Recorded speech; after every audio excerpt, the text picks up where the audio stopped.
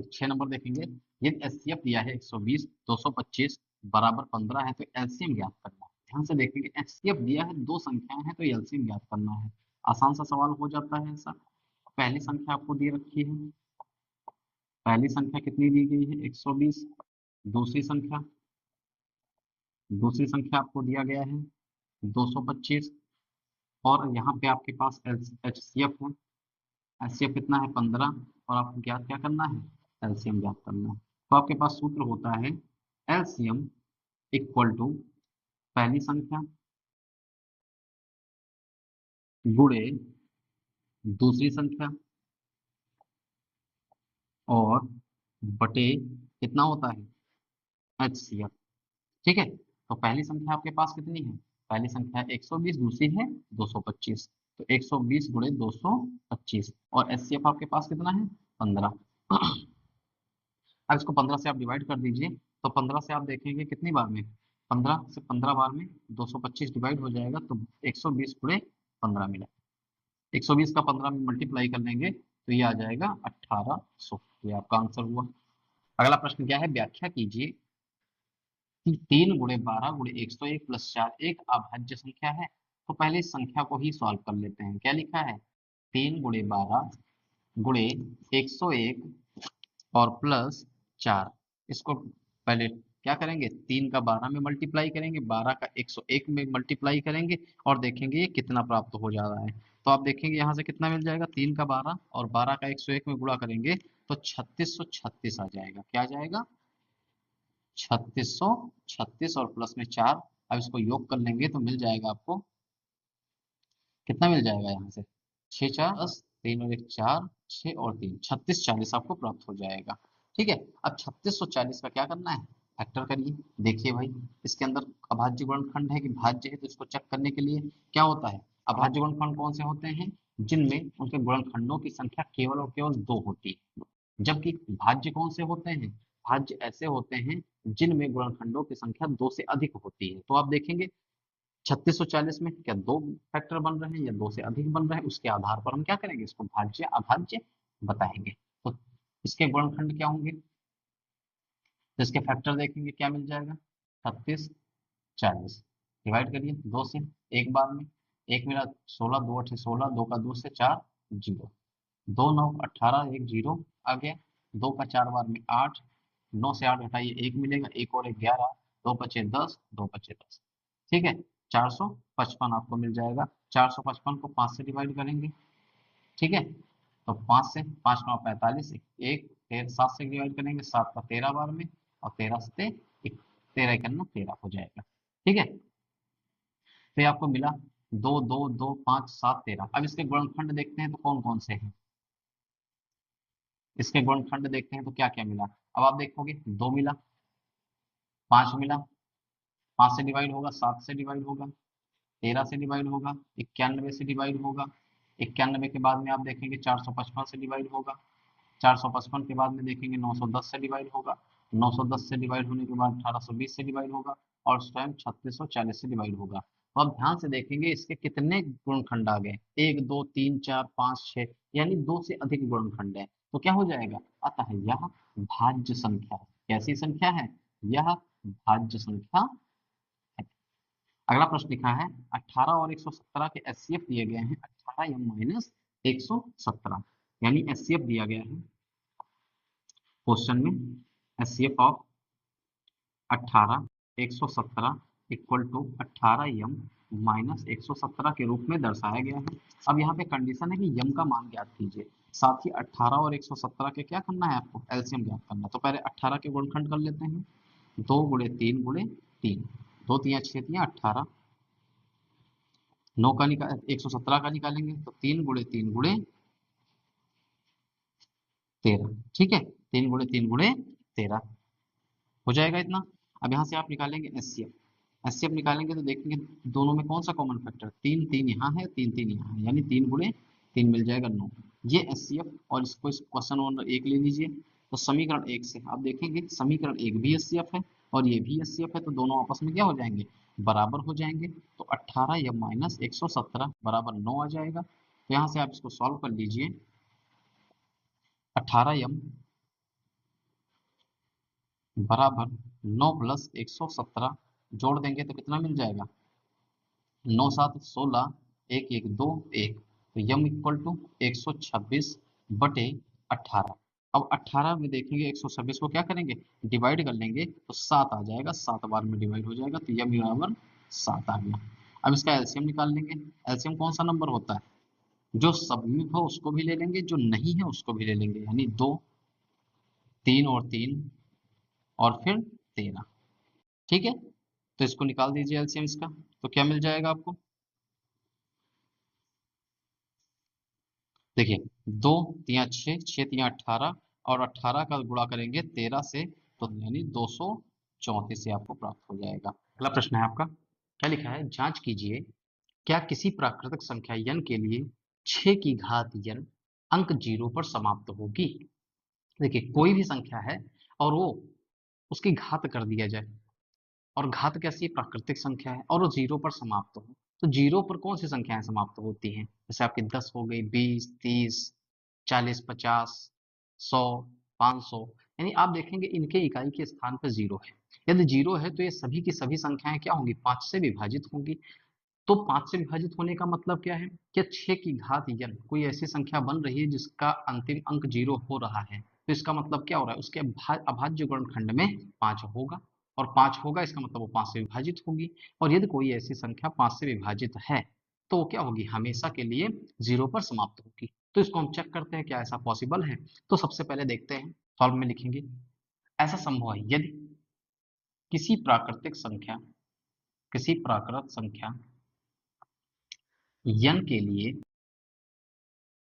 n के लिए संख्या संख्या 6 की घात n अंक 0 पर समाप्त होगी तो, पर समाप्त होगी तो वह वह 5 से विभाजित होगी, तो वह 5 से विभाजित होगी। ठीक है, 5 से विभाजित होगी, इसका मतलब क्या हुआ कि 5 से विभाजित होगी, इसका मतलब क्या हुआ कि 6 की घात n के अभाज्य गुणनखंड जो निकालेंगे उसके अंदर 5 आना चाहिए, अर्थात 6 की घात n के अभाज्य गुणनखंड में, अभाज्य गुणनखंड में 5 आना चाहिए, 5 आना चाहिए। क्या देखते हैं ऐसी कोई संख्या है, तो चेक कर लेते हैं। इसलिए आप देखेंगे 6 की घात n का अभाज्य गुणनखंड करते हैं तो 6 का केवल एक ऐसा गुणनखंड होगा, 2 गुणे 3 की घात n। तो आप देखेंगे क्या ऐसी कोई संख्या है जो इसके अभाज्य गुणनखंड में 5 आ रही है, तो नहीं आ रही है, जो कि क्या है, जो कि संभव नहीं है, जो कि संभव नहीं है, जो कि क्या हो रहा है, संभव नहीं है। इसका मतलब क्या हुआ, इसका मतलब ये हुआ कि कोई भी ऐसी संख्या n नहीं है जिसके लिए क्या हो, कि संख्या 6 की घात n अंक 0 पर समाप्त हो, यानी कोई संख्या ही नहीं है, तो लिख देंगे इसलिए ऐसी कोई संख्या नहीं है, ऐसी कोई संख्या नहीं है, कोई संख्या n नहीं है। ठीक है, ऐसी कोई संख्या n नहीं है जिसके लिए, जिसके लिए 6 की घात n अंक 0 पर समाप्त हो, समाप्त होगी। ठीक है, तो ये आपका सॉल्यूशन रहा। अगला प्रश्न देखते हैं, क्या है, व्याख्या कीजिए कि 7 की घात 7 गुणे 11 गुणे 13 प्लस 13 और 7 गुणे 6 गुणे 5 गुणे 4 गुणे 3 गुणे 2 गुणे 1 प्लस 5 भाज्य संख्या है, क्यों है। अब देखिए, भाज्य और अभाज्य कौन सी संख्या होती हैं, अभाज्य संख्याएं ऐसी होती हैं जिनको दोबारा से हम काट, यानी फैक्टर नहीं कर सकते, तोड़ नहीं सकते, इतने वो छोटे हो जाते हैं टुकड़ों में कि उनको फिर नहीं तोड़ा जा सकता है। लेकिन जो अभाज्य संख्याएं हैं इनको क्या कर सकते हैं, और भी छोटे छोटे टुकड़ों में तोड़ सकते हैं, समझ गए। तो भाज्य संख्याएं क्या होती है, जिनके 3 से अधिक, 3 या 3 से अधिक गुणनखंड होते हैं। और अभाज्य संख्याएं कौन सी होती है, जिनके सिर्फ और सिर्फ केवल और केवल 2 गुणनखंड होंगे, एक तो 1 होगा और एक तो स्वयं होगा, कोई और संख्या नहीं होती है जो उनको काट सके। ठीक है, जैसे 2, 3, तो ये संख्याएं क्या है, खुद से कटेंगी या फिर 1 से कटेंगी। लेकिन भाज्य संख्याएं क्या होती हैं, वो स्वयं और एक के अतिरिक्त भी अन्य संख्याओं से कटती हैं, यानी इसीलिए कहते हैं 3 या 3 से अधिक गुणनखंड होने चाहिए। तो सब चेक करते हैं इन संख्याओं को।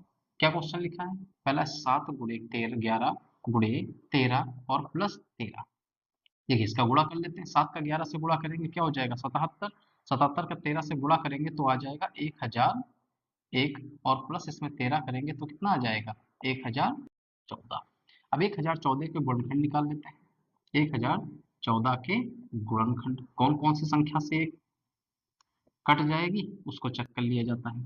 देखिए 1014 का यहाँ पे गुणनखंड कर लेते हैं। 1014 इकाई का अंक 4 है तो ये सम संख्या यानी 2 से विभाजित हो जाएगी। 2 बचे 10, 1 और 4, 2 सते 14। ठीक है, उसके बाद में देखेंगे 3 से कटेगी, 3 से एक बार में, तो 5 से 3 निकाला कितना बचा 2 0 20, 3 से 6 बार में 18 और 2 3 9 27। फिर ये आपका 13 से डिवाइड होगा, 13 से एक बार में, 13 तिया 39, फिर 13 से एक बार में। यानी इसके अभाज्य गुणनखंड की बात किया जाए तो कौन से हैं, 2 3 गुणे 13 गुणे 13। लेकिन इसके गुणनखंड कौन कौन से हैं, तो आप देखेंगे ये 1 से डिवाइड होगा, ये 2 से डिवाइड होगा, ये 3 से डिवाइड होगा और ये 13 से डिवाइड होगा। ठीक है, 13 से डिवाइड हो जाएगा, फिर ये 169 से डिवाइड हो जाएगा, 507 से डिवाइड होगा और 1014 से स्वयं से डिवाइड होगा। तो आप देखेंगे 1014 के 1 2 3 4 5 6 7 यानी 7 संख्याओं से इसको काटा जा सकता है, इसलिए क्या है ये भाज्य है, इसलिए यह भाज्य है। अगला इसी का दूसरा एक पार्ट और है, क्या लिखा है 7 गुणे 6 गुणे 5 गुणे 4 गुणे 3 गुणे 2 गुणे 1 प्लस 5 भाज्य संख्या है कि नहीं संख्या है, तो इसको चेक करते हैं। क्या लिखा है 7 गुणे 6 गुणे 5 गुणे 4 गुणे 3 गुणे 2 गुणे 1 और प्लस में कितना है 5।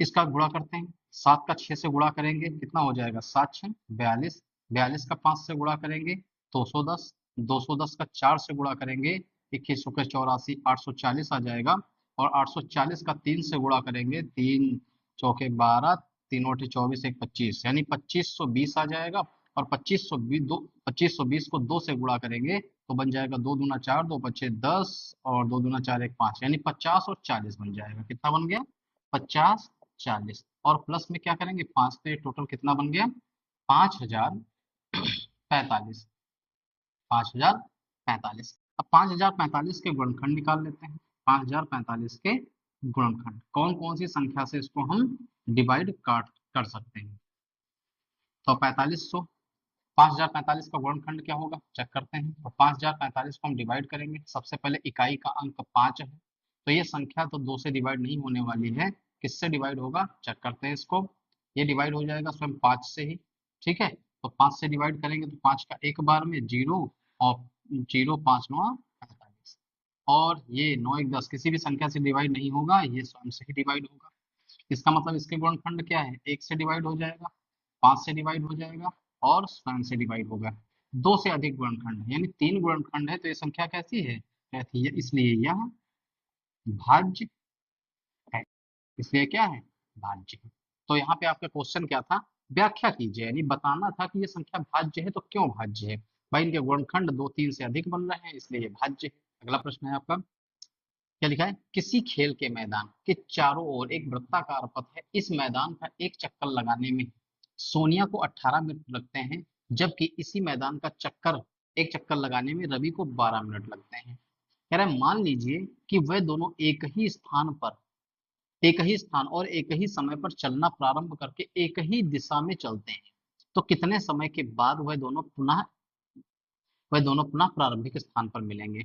ठीक है, क्या कह रहा है एक वृत्ताकार पथ है, मान लीजिए एक वृत्ताकार पथ ऐसा है।